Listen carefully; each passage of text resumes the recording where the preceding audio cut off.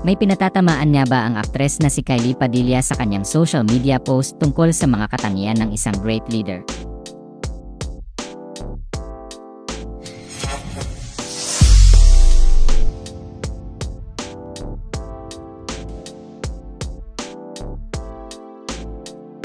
Kamakailan ay nag-post ang aktres na si Kylie Padilla sa social media kung saan ibinahagi niya ang kanyang pananaw tungkol sa mga katangian ng isang great leader. Sa kanyang post sa Facebook, sinabi ng aktres na nagsisimula sa kakayahan ng isang great leader na gabayan at pamunuan ang sariling pamilya.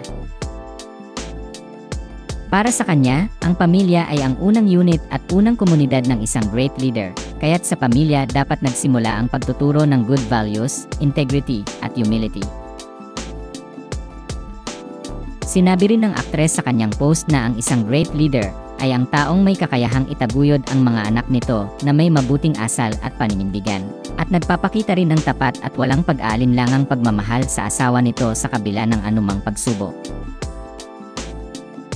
Dagdag pa niya, mahalaga rin sa isang great leader ang pagiging malapit sa Diyos dahil ito ay nagpapalakas sa karakter ng isang tao at nagbibigay rin ng gabay sa mga desisyong ginagawa nito. Sinabi rin ni Kylie na mahalaga sa isang great leader ang pagkakaroon ng serbisyong may malasakit, kung saan inuuna nito ang kapakanan ng ibang tao bago ang sariling interes. Anya, a good indicator of a great leader is a man who can lead his family. That is his first unit, his first community. A man who raises his kids with good values, integrity and humility. A man loyal to his wife and remains true despite obstacles. A man who has a heart close to God. Service is about what you can do for others, not what they can do for you. Bagamat walang binanggit na pangalan si Kylie sa kanyang post sa Facebook, maraming netizens sa comment section ang nagsabing may pinatatamaan daw ang aktres sa post nito.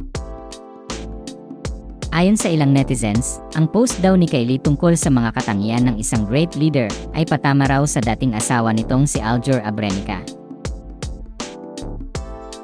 Tatakbo kasi si Aljur bilang konsehal sa ilalim ng partidong kinabibilangan ni dating Philippine National Police Chief Oscar Albayalde, nakakandidato na alkalde ng Angeles City, Pampanga. Matatandaang formal na naghain ng kandidatura ang aktor nitong October 7, 2024. Ayon naman sa ibang netizens, pinatatamaan raw ni Kylie ang ama nitong si Senator Robin Padilla.